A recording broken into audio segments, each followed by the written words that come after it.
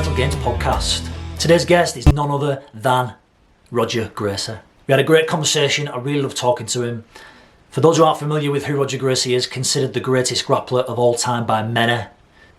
10 times world champion, weight and absolute champion ADCC 2005. Very distinguished MMA career, retired and then came out of retirement to fight arguably the greatest grappler in the next generation, Marcus Buchecha, and went on to win. We talk about his career, we talk about his mindset, how he trains now, training for the older Jiu Jitsu practitioner, and loads more. I think you're going to get loads from this podcast, whether you do Jiu Jitsu or not. So without further ado, Mr. Roger Gracie. So thanks again, Roger, for doing this. I really appreciate your time. I know you're very busy. How's everything going? Yeah, everything good. Everything good. Just my kids keeping me busy. All right. I noticed over the last year. Pardon? I said those last 2 weeks I've been quite busy. I bet you have. I bet it's exciting getting back into the academy and that now that hopefully a lot of the restrictions are starting to ease, isn't it? I mean, hopefully everything will be lifted. I doubt it, but we'll see. We'll see. Fingers crossed. Yeah. So I've noticed, Roger, over the last kind of 12 months, you've been doing a lot more kind of podcasts and public speaking. Is that something that you're doing consciously to try and do something else like on a bigger platform? No, not really. It's been a lot of requests. I think with the lockdown and everything stuck at home, people are watching a lot more than before probably. They just have more time in front of the computer, you know?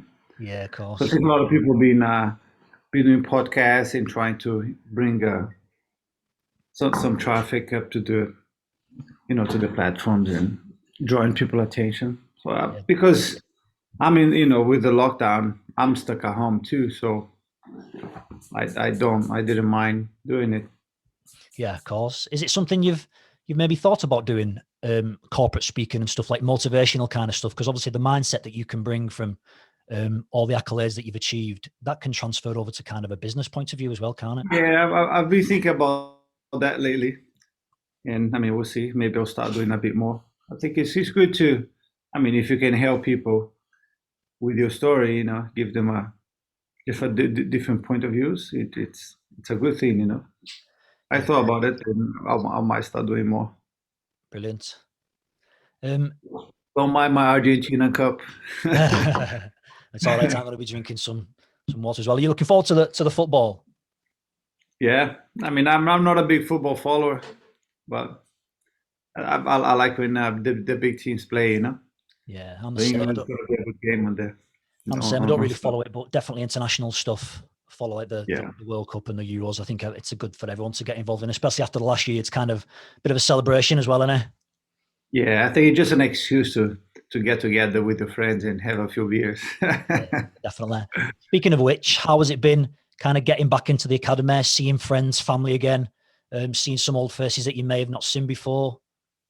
Yeah, I think it's good to see people coming back. I think I'm luckily the one place where I see people quite happy. I see that people are very happy to be back. Sorry, just fixing my back. I think people are just very happy to be back in the academy. I think we've managed to create a very nice environment, very friendly, very, where people just want to be and hang out, chill out, have a laugh. I think a lot of people are depressed at home, with all this situation. So just, you see something that you offer, bring people's joy and happiness. It's awesome, When they get to the academy, they're almost in tears, like, oh my God, I'm so happy you guys open. This is great. Yeah. So yeah. One of the things I was going to ask you was I'd love to hear your thoughts on kind of, a lot is said about the physical benefits of jiu-jitsu, but a lot of things that isn't really like well known and people aren't really aware of is the mental health benefits. So being in that community, that environment, being quite present, so you're not worrying about the past, thinking about the future. I'd love to hear your thoughts on kind of the mental benefits of jiu-jitsu. I think the mental benefits are probably equally or bigger than the physical benefits, because it benefits your body, it benefits your mind, and I think the training itself, because I mean, I speak by my own experience. Mm-hmm. It's, sometimes I live in London. It's a big city, have millions of people. It is a stressful environment in a way. It can be very stressful. Hmm. Not for everyone, of course, but I think for a lot of people it can be. Especially a lot of people who are in London. This is not their hometown. They're for somewhere else. So they're here working. The time is very precious.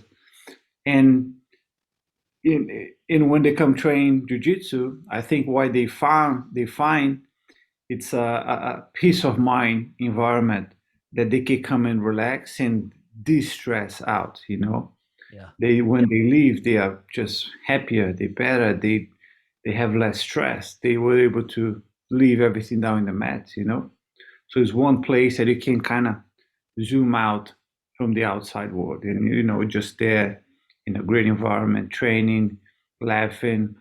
It's having fun with people. It's Hmm. because there is no distinction of who you are. Doesn't matter who you are. There's no it's an environment that is you can be very relaxed. There's no pressure, Yeah. social pressure or anything like that. And I think training it's such an amazing feeling when kind of have a great session and you just sit and put your back against the wall. It's like, oh my God, I feel so good. Like this is awesome. I tell people when I train, like I sweat my problems away. Yeah. It's a good It's way to just look at like it, definitely. Mhm. I just leave my shoulders are lighter. I always think that if you like after a good training session and you've sweat all your problems away, like you say, if you're driving home and a lot of people have problems with like road rage and stuff, but after a good training session, if someone did unfortunately like bump into you or something, you'd be so chilled out and just going, yeah, it's no problem. Don't worry You about will it. It's not fine. respond aggressively, that's for Yeah. sure. It's like I've just been fighting for an hour, just leave me alone, go home. So another person who we've just recently seen on Instagram, Fionn Davis was recently down visiting the academy, wasn't she? A few days Yeah, ago. she was.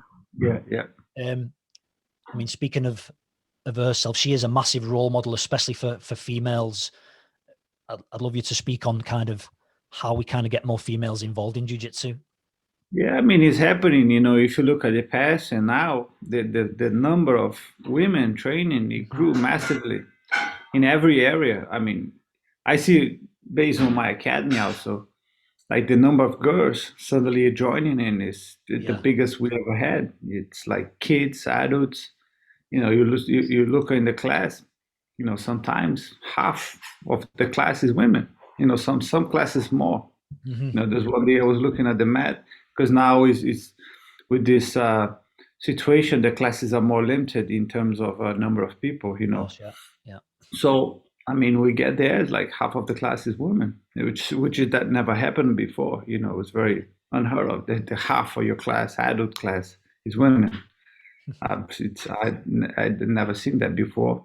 So I mean, I think it grew massively. I think women they do finding that it's a place that they can train. I think martial arts in general can be very intimidating to everyone, especially women, because they don't have the physical strength that men does, so they feel more insecure in terms of joining a fighting environment. It's like it's especially when it's mixed.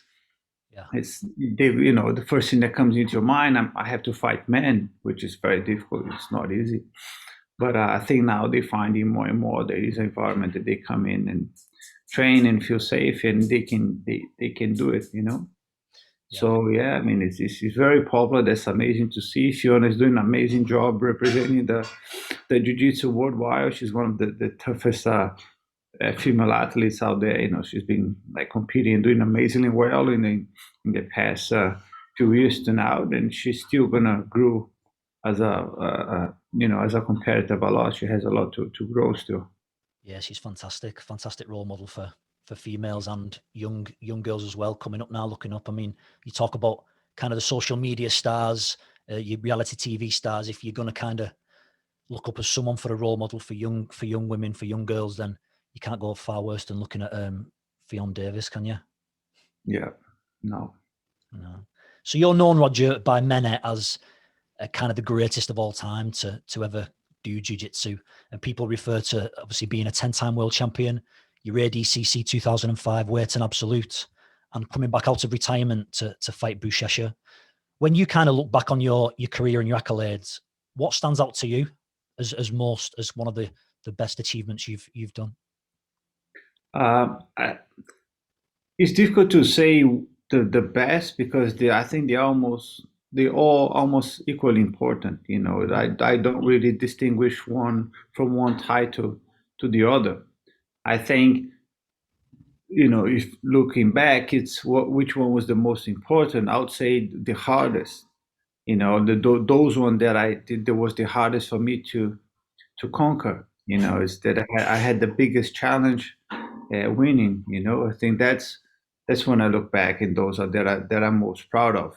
Mm-hmm. Not in terms of importance of the titles, because in the end of the day, titles are just a title. Of course, a world championship weighs a lot more than Pan American titles because it's the world. It has a lot more weight behind it, and it's harder because the world is harder than any other tournament. But you know, by looking back, I would say, you know, there was a few world championship. I think they were always really tough. Probably the one that I'm most proud of is the one that I did the best. My performance was the best. I would say, you know, 2009, 2010. I was very proud of myself, the way I fought, the way I competed in the world. 2005, I think that was probably that I was most proud of myself because it was such a difficult tournament physically to fight. And it's no geese, it's way harder physically because it demands a lot more of you because it's so slippery and it's a much faster pace. And it just requires a lot more energy from you. Mm-hmm. And I mean, I did it amazingly well. I was able to finish all my fights, but most of them, they were like extremely hard. And we went like overtimes. Yeah. And then in the end, I got an advantage. I was able to submit, but it's, you know, even submitting all my fights, but I didn't dominate all my fights. And then I submit them like I did in the Worlds, you know, like 2009. I think I finished everyone 2009, 10, everybody but one fighter. But there's no overtime. I did amazingly well. I controlled my fights. I wasn't really in trouble in any one of them, you know. So my performance was very dominant. In ADCC 2005, I did not have a dominant performance. I submitted them, but it wasn't a dominant fight. You know, it was very hard. It was very there and back. I wasn't like I didn't get the upper hand. You know, it took me a while to get the upper hand. And the moment that I got it, I submitted them. It was like, you know, when they turn in their back to try to escape, I got the back and choked them out quickly, you know, like in one move. I was watching it again on Fight Pass because the 2005 Absolute is on UFC Fight Pass for ADCC. So I was watching that back a few days ago, and I never realized the kind of caliber of opponents you was facing in that Absolute division. Jacare, Sonji Ribeiro, and Verdum, just to name a few. And what was funny, what stood out to me was the final against Jacare, when you was on his back, stood up with a body lock on him, body triangle, and he gives you a bit of a shake of the finger, going no, and then he relaxes, and then you get the rear naked choke for the win. So he kind of lost his concentration for a little bit. That moment stands out to me, but the caliber of I think the moment that I got his back, and then he lost the concentration a bit in a way that because he knew he was going to lose that. So he said no to the referee, no for the points, because he thought by being standing up, you wouldn't get the points. But body triangle in the ADCC's points, regardless of where you was standing on the floor. So when the referee scored the points for the back control, he knew it was like less than 2 minutes for the fight to finish. That's it. There was, you know, the barely time to recover. So he was trying to argue with the referee, say no points, because he's standing. But it's right, I get you. And then in the middle, he didn't really. I mean, he did, but he was more worried about the points than after his neck. Getting submitted, because when the fight is already lost, then that makes no difference. And then the split second that I saw the open, slide right back on his neck. It's, Yeah. yeah, one of the things. How difficult was coming out of retirement then to fight Buchecha? It was difficult in a way that you lose the rhythm of the fighting. You know, so your reactions are not as sharp, and it's you know your how your body respond to the tempo of the fight. It changes. So I felt that in the last probably very few years of my competitive career. So my body was not responding as much as used to.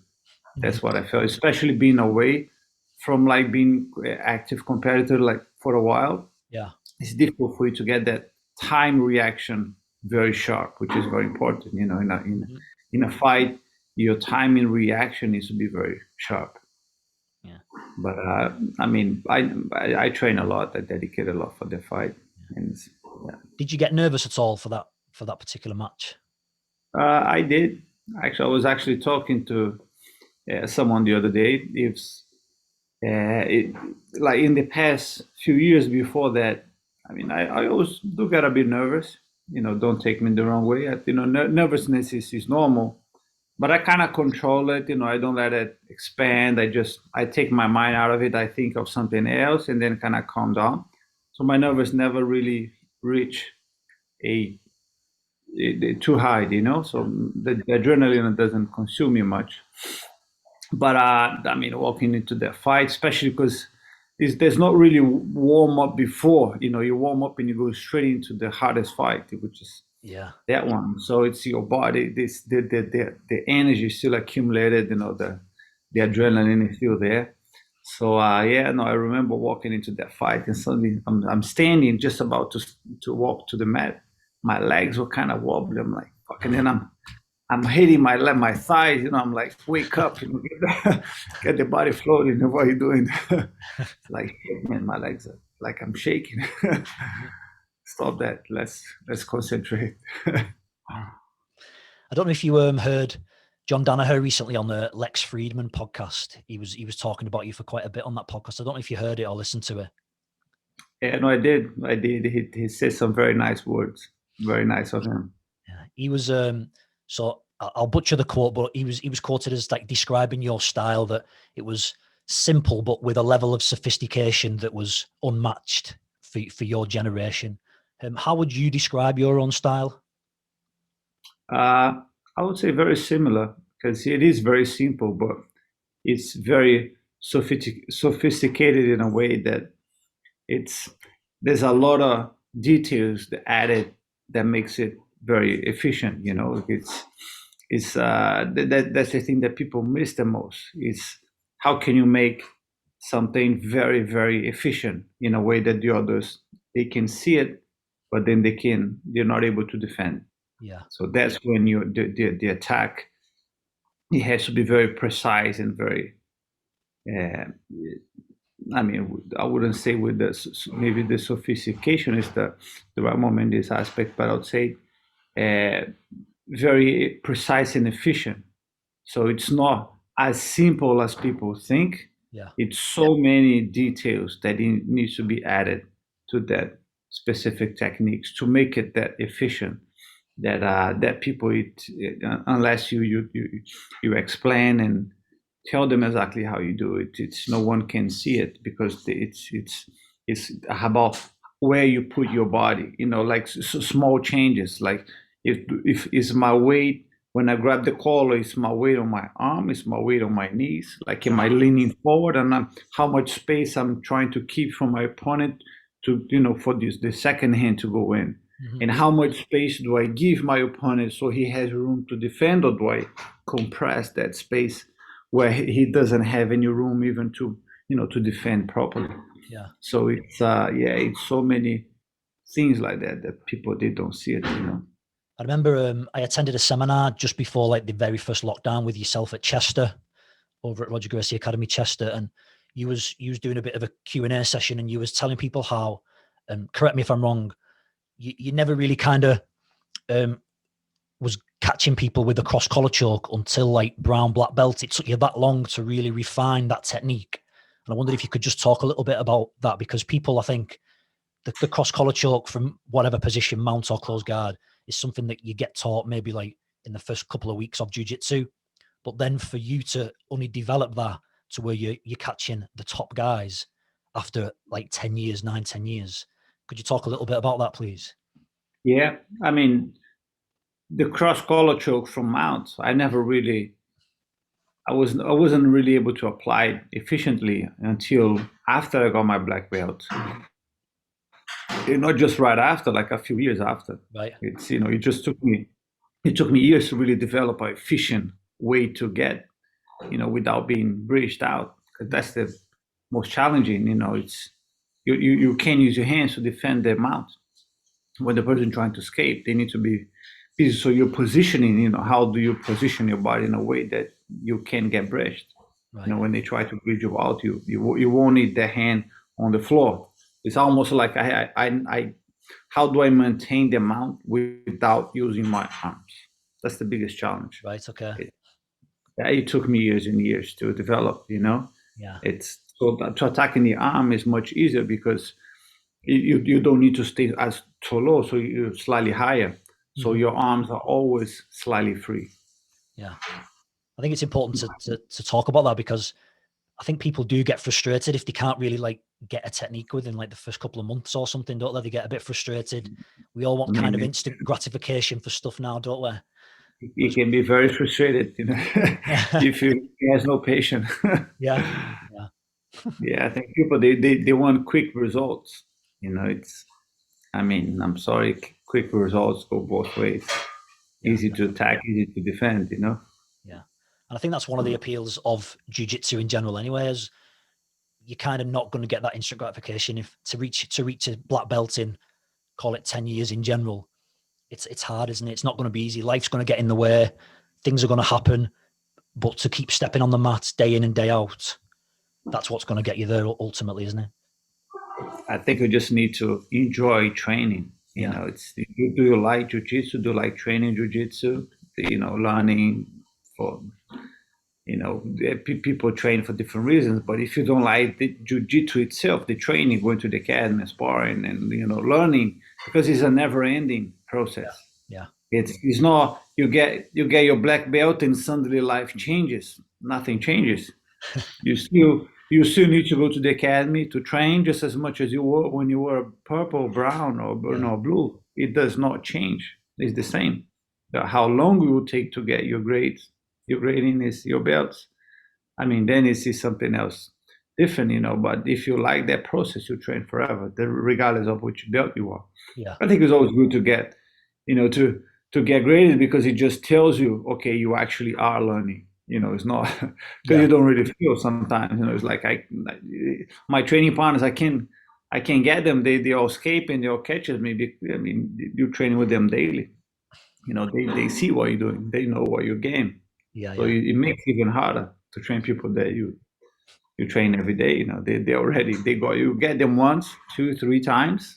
They see it coming. Yeah. It's harder to catch them with that same move again. Yeah, of course. Yeah, and then you see everyone kind of get better. I think it's hard when you're training with the same people all the time to kind of everyone gets better the same. gauge progress. Yeah. And then you didn't train for a week. Oh, why did you learn that move? I've been away for a week. Yeah. So who did anyone influence your kind of style, or is it something that has just come naturally to you? Did you look at anybody when you were coming up through the ranks and through competition and think, I like to emulate their style maybe a little bit, or is it something? Never really consciously. I never really copy anyone's style. You kind of learn different things from different people. Sometimes you learn from people watching. The fighting. You slowly you see why you adapt your game. It's very difficult for you to try to copy a style that's not your natural way, because I think you just need to let your game goes whichever natural way your body favors more. It's you cannot force something that is not natural for you. Yeah. It's some people, they would just prefer to play the bottom. Some people, they prefer to play on top game. Some people, they have long legs, they use the legs a lot. Some people, they just don't feel comfortable. They like to use more grabbing the collar instead of grabbing the arms. Some people, they just like to play guard on the back. Some people, they don't. They like to sit more. So it's just letting that natural process. You learn different things. In the way every move you learn, you try to adapt to your body style. It's see, everyone will change slightly the way that that technique is applied, because the function of the body is just unique. Yeah. And there's some things that, if you like close guard, you will see things that people do in the close guard, and they say, oh, I think that move will do well for me. And then you just try it. If it feels like it came naturally, that's it. Now just adapt. But the game is constantly changing. It's normal. It's not easy for you to find that style. You will find, and then you just slightly change. My game changed a lot over the years. It's always changing. The way I play guard. I think people get older. Suddenly my back's starting to hurt. I can't really do what I used to do anymore. I have to kind of change. Yeah. So that change is always, my game is constantly evolving and changing. Like now, the way I play guard, for example, when I'm on the bottom, is different than how I used to play years ago. How is it different then, Roger? Could you go into a bit more detail on that? Lately, I've been doing a lot of butterfly guard, Right. which I've never used to use before. So it's something that I'm having fun with it, something that I feel comfortable. It's I like it's fun to play myself there. It's and then I've been doing that a lot lately. So side control attacks. Suddenly I've changed slightly. I'm trying different approaches to attacks. It's it's working really well. Yeah. It's refreshing to hear someone of your caliber, everything that you've achieved, that you're still able to have that kind of beginner's mind, not a beginner, sorry, but you know what I mean, to go back and like maybe try something new that maybe you've not really used before, or Yeah, something. you have to, because if you're gonna play exact the same thing for the rest of your life, then it gets boring. Yeah. Yeah, sorry, jiu-jitsu get boring if every time you're on the bottom you do exact the same grip and you exact the same sweeps. Like, open up, Yeah. Let's explore new ways. And I think that's another one of the appeals is that it allows you, and it's hard for some people to do it, but it allows you to just let go of your ego, doesn't it? And try new things. If you get it wrong, it doesn't matter. You tap, you reset, you go back. And I think when I see beginners at the academy, that is one of the hardest things to try and like put that across, that it doesn't matter, just do it wrong. Everyone's still learning. And that's how you end up training for years and years, like yourself and your father. Yeah. Learning how to relax, that's the hardest thing in jiu-jitsu for a new person, like a beginner. Like I never knew I had to relax my grips. They just hold and then squeeze for dear life. So is that maybe something that you would recommend to or advise beginner white belts to relax? Because it's always easy when you say just relax, but the person might be thinking, well, that's easy for you to say, but how do I relax when someone's trying to kill me on top? Is that talking about just relaxing your grips? Maybe they not even realize that the arms are very stiff. It's your brain is you're so tense. Yeah. That you can't think clearly. And, it takes a while for you to realize, okay, I need to relax because I'm not. That's why I'm guessing after 2 minutes. Yeah. After 2.5 minutes, I'm going, yeah. So we spoke about kind of, did your style get influenced by anybody?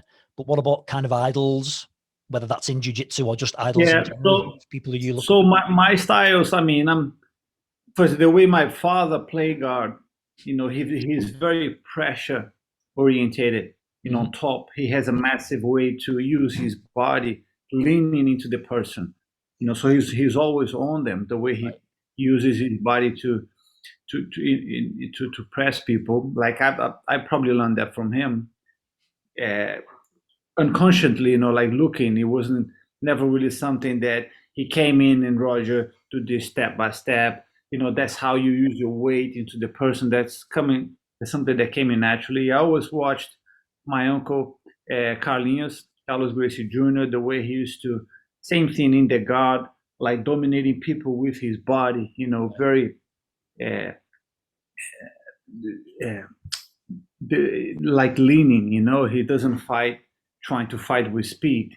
Like very dominant in the way he put himself over people. Like the way he mounted, I always saw him like really using his way to kind of press the person. So looking at that, slowly you start implement that to your game. Yeah.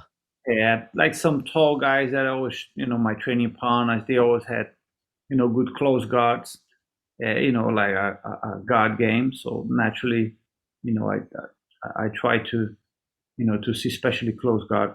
That was always a big part of my game. Yeah. And you get like pieces and bits from fighters just by watching, looking at what they do, and then you try. Once if it fits on a game, and just carry on doing. If it's not, and then just leave it on the side, because you might come back to that a few years later. Yeah. That happens a lot. Like suddenly, something that I've learned when I was 18, 15 years later, I started to use, because I never really fitted much into my game. I think now it's fitting it fitted like a charm. Yeah, it's funny, like things you learn like 20 years before, 10 years, and then suddenly you're doing it. What do you think that is then? Because I've experienced a little bit of that before, where I've maybe attended a seminar 18 months previous, got the technique or saw the technique, been taught it, and then 2 years later, it suddenly just started to like click and work, but I've not really consciously tried to train it. What do you attribute that to, maybe? I think because to implement that your game, you have to change, right? You have to change your grips. You have to adapt for what you already do. So it's difficult for you to, when you used to fight in some ways, as you're fighting, for you to remember, okay, for me to apply that grip, instead of holding the arm, I need to keep my grip in the collar, because the moment it will come for me to try that technique. Right. So it's difficult for you to change that grip, because you already do things from that grip, which you're already familiar with. That grip, it gives you like 2 or 3 options more. So to change that, you will have to change your options. So like your sets of attacks, you will change slightly. So there's a shift on your game that you have to be aware of, and it's suddenly once you don't realize much, you're trying something new. It's you're trying to experience, and if that works out, and then you say, oh, then you start exploring more that area, and then suddenly, oh, it fits in my game really well. You naturally get better doing that. So it's more that trying to explore a different area on your game and see if you'll fit, because if it does, and then, oh, this is actually good, I'm going to carry on going this way. Or it gave me trouble straight away. Like the first time I tried, man, the guy crushed me because he did a huge mistake. And then, suddenly you're trying that. Oh, he's not crushing me anymore because you're doing something different. That makes sense. Makes sense. Did you have any idols who you looked up to outside of jiu-jitsu? Yeah, I mean, I think I always look to people that achieve something great, like in any sports. Like it's, you look at Muhammad Ali, it's people who actually, had their mindset that they had to achieve. I think that's something that I always look for it. People that they kind of, any sportsman that did something great, it's that mindset. It goes for any sport, any area, even like outside sports. So I always look for people that really achieve something great in the area. Like Senna, it's Muhammad Ali, it's, I mean, people like that. Like Mike Tyson. You look at his mindset, walking to the ring. I mean, you can copy that. It's his determination when he goes into the ring. Like it's like all or nothing. Yeah. Like you have that, and I mean you can absorb that into your game. Yeah. I mean, Mike Tyson was interesting, wasn't he? Because I watched a documentary not so long ago, and when he was kind of Olympic level, just breaking into the pros and that, his anxiety that he suffered prior to going into the ring was massive.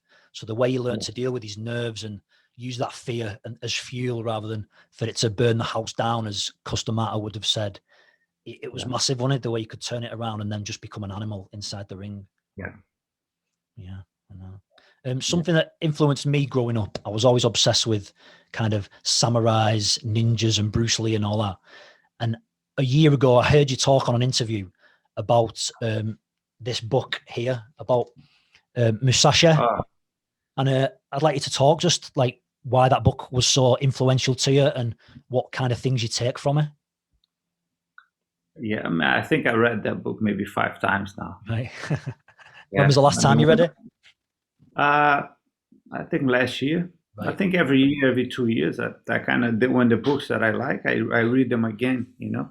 Right. It's such an amazing story. It's like watching a film, you know, more than once time. If you really like a film, you watch more than once, easily, you know. Books for me are the same. And, you know, if I like the book, there's a few that I've read a few times. I mean, I think that book is very special because, I mean, you see what the person can do when he's really determined to, you know, when he put his mind into it. And I mean, Musashi is such an amazing story. He's, you know, he's self-taught. No one actually taught him anything. So you can see when you're really determined to do something, everything is possible. It's you can do it regardless of the circumstances that you find yourself in, and the you know, the amount of like effort in his mindset that he had to achieve what he achieved. He was great in so many areas. It's not just in fighting. You know, he was a great painter. He was, you know, the calligrapher. He used to, you know, teach, you know, for a point. And I think the discipline that he had was amazing. You know, it's, I mean, you read that book and the parts that he's like facing his opponent, like there's no giving, you know. It's like it's there's no giving. The biggest thing I got from the book was to what you discussed already, was having that he's not a one-dimensional. He's not all just about the warrior ethos, the learning new skills. He wants to be a balanced person. So, like you say, he's into art. He studies philosophy. He's into calligraphy. He's not just a one-dimensional. He understands that to be a better person takes a lot of things rather than just one individual pursuit. That was kind of what I got from it. Yeah. Yeah. And the technique, that's the perfect technique for anything. Even when the master cut the flower, you know, the way he cut it, the how you call it, the root, and I mean, then suddenly he was the only one who realized this is a master. You know, it was the master samurai, not a master gardener. But he was like, I need to beat this gardener because he was able to cut this. I cannot, you know. And he tried. I'm like, I need to. And he thought it was the gardener. Yeah. So he kind of appreciated that everybody could be a teacher. That you can learn from everybody. Yeah. What was the other books then, Roger, that you read over and over again? You said there was a few books before. There's a few. I mean, I think the first book, one of the first that I read, was Gates of Fire, Stephen Pressfield, about the Spartans in that Thermopylae, the 300 story. That's the story of the 300. I mean, that was probably the first one that got me. I think there's a few. I think with Stephen Pressfield too, about Alexander the Great. Genghis Khan. I mean, it was one of the biggest conquerors in the history. I mean, there's a few. Have you listened to there's an audio series on a hardcore history. There's like a 5-part. It's kind of like a podcast, but it's more like of a history lesson on Genghis Khan. And each episode's like 2 hours long on hardcore history, and it goes into a lot about. It's fantastic if you can get a chance to listen to that. Like, what's the name? It's Hardcore History is the podcast. Okay. I know there's like 5 or 6 episodes on Genghis Khan, and from start to him, his brothers and his sons and that taking over, and yeah, it's fascinating if you get a chance to listen Nice. to it. Like, Yeah. I mean, I love the samurai spirit and the history. The Shogun, I right? read a few times. Yeah, that's a really nice book. I really like that one. Yeah. Yeah, I mean, there's quite a few others about Julius Caesar. I read quite a few. All right. I try to inspire myself against people that really uh, from nothing, and then someday they pretty much conquer the world. Yeah. It's, Yeah. yeah, So a lot of books about leaders, powerful leaders. yeah. Yeah, fantastic. I'll definitely try and read a few of them. The last couple of questions, Roger, before I let you go, because I know you're busy. I asked people to if there was anything what they would ask you while I was talking to you, and the overwhelming response was really 2 questions. It boiled down to. The first one was, how has your training changed from being a full-time competitor to now being kind of the place where you are at the moment in terms of like a typical week? How much jiu-jitsu would you do? What strength and conditioning would you be doing? Do you do any mobility work? So if you could just talk a bit about that for us, please. So I think now I kind of found a balance that my training routine now it takes about 5 days a week. I train jujitsu. I have Monday, Wednesday, Friday. I have a good session on my gym that I get my higher belts, my instructors, and a few other students, almost like a competition class. Right. So I do that 3 times a week, and I do weights twice a week. And I think I could train more, but when I train, I try to push myself. So I find if I train jujitsu every other day, it's a good balance that I can push and then my body can recover, and then I can push again. And Tuesday and Thursday I do weights. I don't like to do heavy because I don't like to get too stiff, and I've never really pushed to my maximum. It's more to keep my body healthy. So I find when I'm doing like a basic weight session, my body gets much stronger. So when I can push more when I train jujitsu, Right. or I can sometimes you fall into weird positions. I can do stand up, so it's my body's much stronger. My core is stronger. Yeah. And I mean sometimes it's I go for a walk. Like if I'm feeling good, I can train a bit more. But I find those 5 times a week has been good. And I just added that one boxing session because I've been back training with my boxing coach that I haven't seen him for a long time. Yeah. Just for the fun of it, it's good to keep the hand sharp. Yeah. So I think for me that's it fits well into my routine. If I do more, I'm too tired. I need my head, and there's a lot of things I need to do apart from just training. I'm doing quite a few other things like business wise. If I train too much, I'm too tired. All I want is just relax.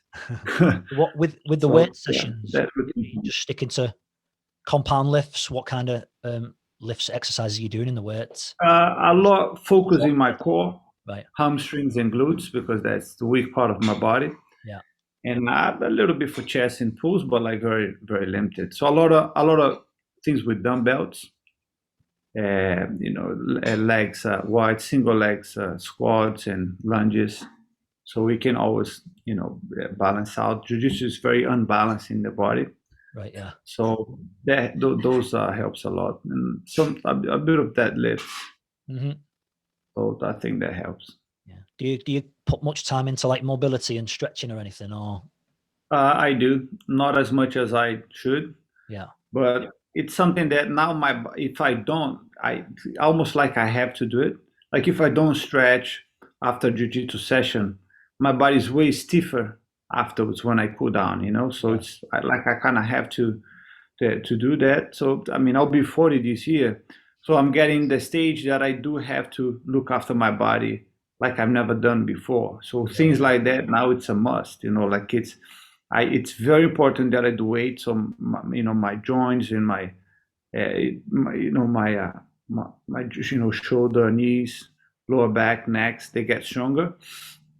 And stretching, is very important. It's very, very important, because otherwise my lower back especially start bothering me.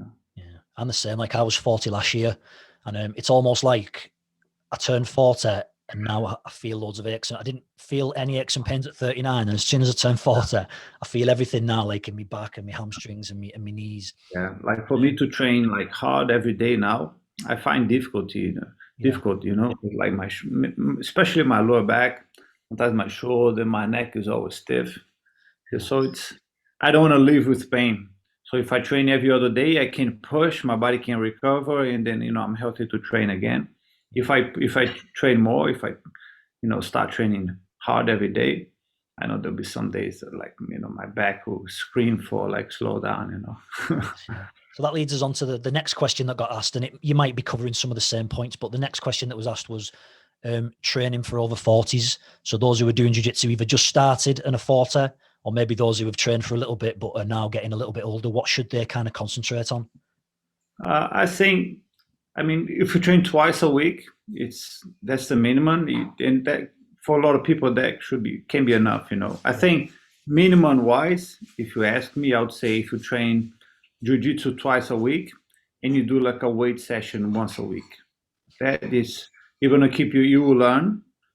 Two times a week, you're still learning. Every week you're getting better. If you train once a week, you're not really learning. It's difficult to improve once a week. Yeah. Twice a week you're learning. You'll feel your progress. If you train 3 times a week, you learn faster, because you add in more sessions. So of course, but I'll say twice a week and once a week weight. You can train 3 times jiu-jitsu. I'll say once weight and twice a week jiu-jitsu. If you can add 3, if you're starting, you're not going to train 4 times. It might be too much. You'll get injured, because you need to learn how to relax first, so you can train more to prevent injury. So I'll say twice a week, 1 weight. What kind of, it might be hard to say, because we spoke before about how different levels of athleticism, different body types will lend themselves to different techniques. But for the older people who are training, what kind of like techniques or kind of games should they be like basing it around? That is difficult. You will find things that you can do that's not really going to hurt you. I think if you're over 40, you want to avoid doing some techniques that puts you in your body in a very awkward position. You don't want to do upside down, legs folded, things like that, because you're just going to hurt yourself. You just want to play healthy game. If you're over 40, 45, you don't want to pass the guard standing up. Right. When you need a lot more agility to, and you need like fast reactions. You want to be on your knees, slowly slowly passing. And if you're on your back, same thing. You wanna avoid getting your legs folded on top of you. So it's not, and then that all goes from that. It's avoid doing a lot of stand up, because getting thrown can get you injured. It's way safer, to focus on the floor when it's the chances for you to get injured is much less. Yeah. Well, fantastic. Good advice. Thank you very much for this morning, Roger. It's been amazing. I've loved talking to you. Thanks for your time. And hopefully we'll have you down at Lee for a seminar once everything opens up fully. Yeah, definitely. I'm looking forward to it. It's a pleasure, David. And I can't wait to come and visit the academy again as well once we can. Anytime, we're here. Brilliant, Roger. Thanks very much again, mate. Cheers. Pleasure. Thank you, everyone. See you soon. Thank you.